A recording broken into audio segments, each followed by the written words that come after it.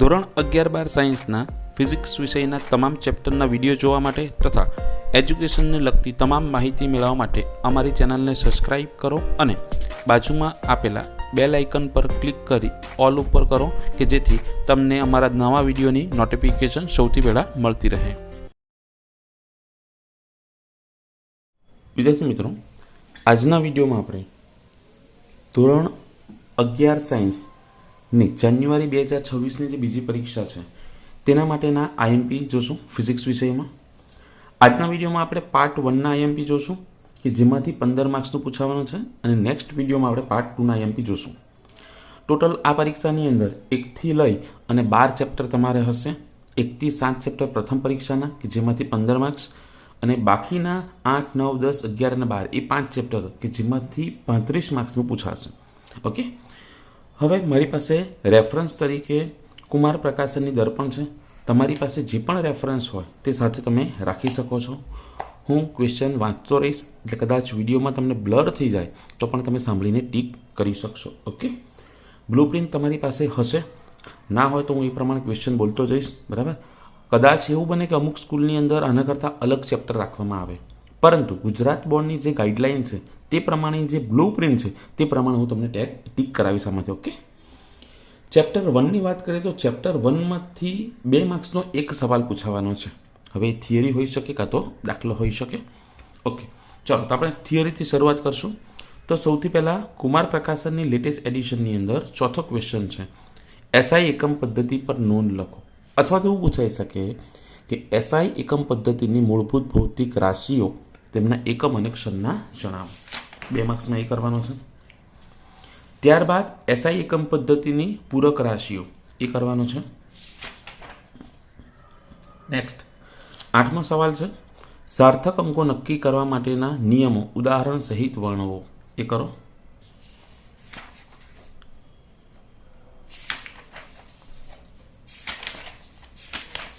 ત્યારબાદ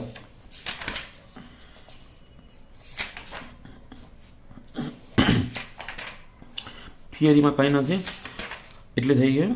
ઉદાહરણની અંદર ઉદાહરણનો બીજો દાખલો એક જ કરવાનો છે અને સ્વાધ્યાયમાં 5મો, 7મો, 9, 11, 12, 7, 9, 11, 12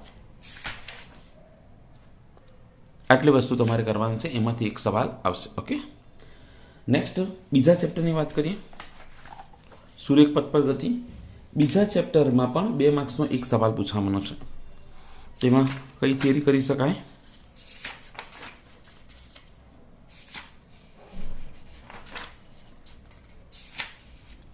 પંદરમો સવાલ છે, મુક્ત પતન એટલે શું? મુક્ત પતન પામતા પદાર્થ માટે ગતિના માત્ર સમીકરણ લખો. એ કરવાનો છે. ત્યારબાદ 17મો સવાલ છે, વાહનનું સ્ટોપિંગ ડિસ્ટન્સ એટલે શું અને સ્ટોપિંગ ડિસ્ટન્સનું સૂત્ર મેળવો. 2 થિયરી છે. ઉદાહરણમાં પહેલો, છઠ્ઠો, એ 2 ઉદાહરણ. સ્વાધ્યાયમાં 5,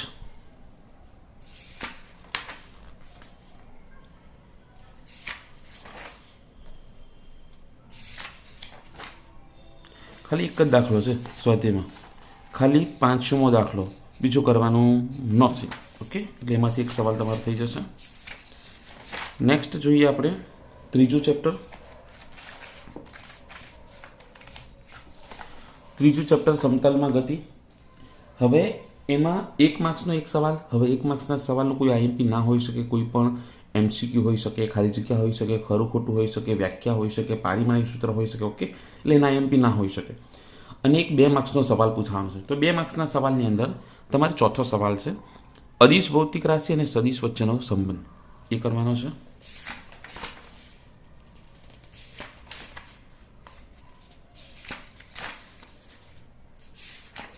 ત્યારબાદ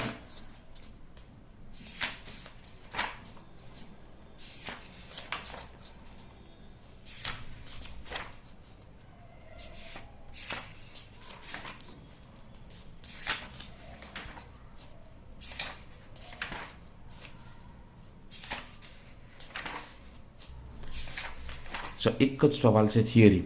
દાખલાની અંદર જોઈએ તો ઉદાહરણનો પહેલો,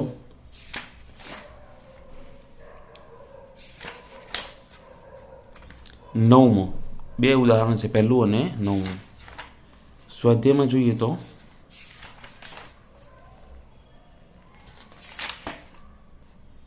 11, 12, 13, 14, 15. 11, 12, 13, 14 અને 15.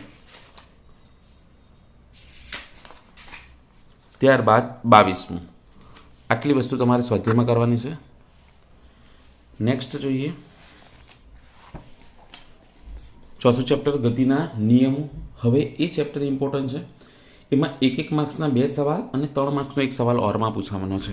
ઓકે, એટલે એક સવાલ 3 માર્ક્સનો અને એક માર્ક્સના 2 સવાલ જનરલ વિકલ્પ સાથેની વાત કરીએ છીએ આપણે. તેમાં શું કરી શકાય? 16મો સવાલ છે ન્યૂટનનો ગતિનો બીજો નિયમ. તમારામાં સવાલનો નંબર ઉપર નીચે હોઈ શકે એડિશન પ્રમાણે, પણ તમે સવાલ વાંચો. ન્યૂટનનો ગતિનો બીજો નિયમ સમજાવો.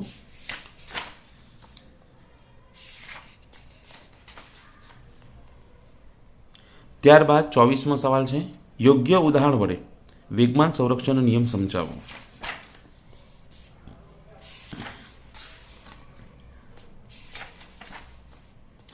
ચોત્રીસમો સવાલ સમતલ વક્રાકાર રસ્તા પર વાહનની મહત્તમ સલામત ઝડપનું સૂત્ર મેળવો. અને 35મો સવાલ ઢોળાવવાળા રસ્તા પર વાહનની મહત્તમ સલામત ઝડપ, ઓપ્ટિમમ ઝડપ પણ જોઈ લેજો સાથે. આટલી થિયરી કરવાનું છે. દાખલામાં જોઈએ તો ઉદાહરણનો 8મો દાખલો, 11મો દાખલો. બે જ ઉદાહરણ કરવાનું છે, 8 અને 11. સ્વાધ્યાયમાં 3જો, 5મો, 7મો, 8મો. 3જો, 5મો, 7મો, 8મો.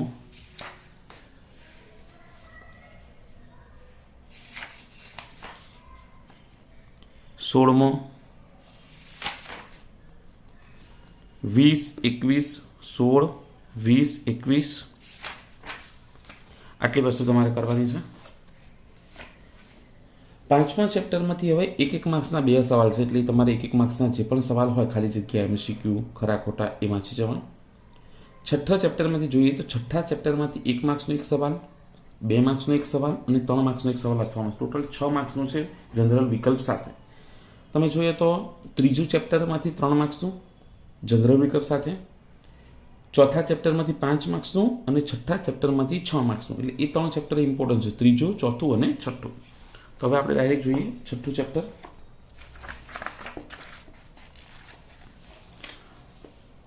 હવે છઠ્ઠા ચેપ્ટરની અંદર કયા સવાલ કરશું તે જોયું. 8મો સવાલ છે એક પરિમાણમાં 2 કણોના બનેલા તંત્ર માટે દ્રવ્યમાન કેન્દ્રનું સૂત્ર મેળવો અને n કણોના તંત્ર માટે દ્રવ્યમાન કેન્દ્રનું સૂત્ર લખો.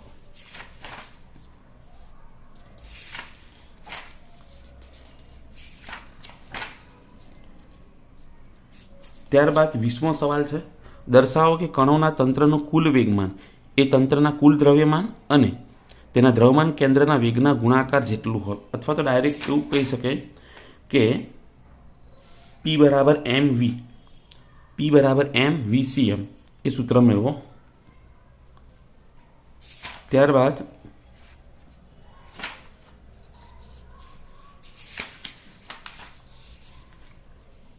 30મો સવાલ છે ચાક ગતિ કરતા પદાર્થ માટે રેખીય વેગ અને કોણીય વેગ વચ્ચેનો સંબંધ મેળવો. નેક્સ્ટ 33મો સવાલ ટોર્ક એટલે શું, એક કણ પર લાગતું ટોર્ક સમજાવો. 34મો સવાલ કણનું કોણીય વેગમાન સમજાવી દર્શાવો કે તે રેખીય વેગમાનની ચાક માત્રા છે. 36મો સવાલ કણના કોણીય વેગમાન અને ટોર્ક વચ્ચેનો સંબંધ મેળવો.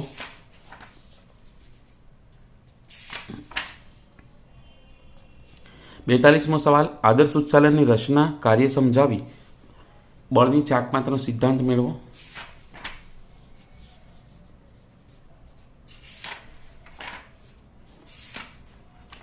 48મો સવાલ ચક્રાવર્તનની ત્રિજ્યા વિશે નોંધ લખો.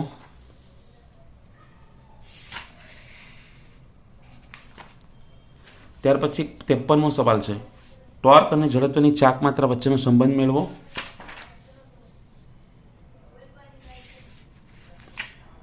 આ એક પણ કરી શકો. 55માં કે દ્રઢ પદાર્થ માટે ટાઉ બરાબર આઈ અલ્ફા, એ સૂત્ર મેળવો. 55નો સવાલ. ત્યારબાદ દાખલામાં જોઈએ તો ઉદાહરણનો પહેલો, ચોથો મોસ્ટ આઈએમપી, પહેલો, ચોથો,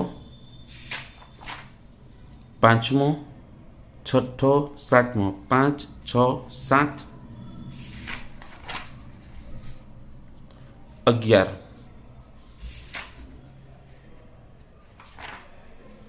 સ્વાધ્યાયમાં બીજો, ચોથો, 2, 4,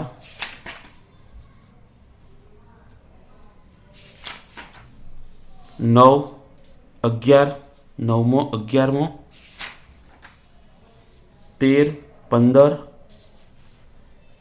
16, 17, 13, પછી 15, 16, 17. આટલી વસ્તુ તમારે કરવાની છે. ઓકે, નેક્સ્ટ વિડીયોમાં આપણે પાર્ટ 2ના આઈએમપી જોશું.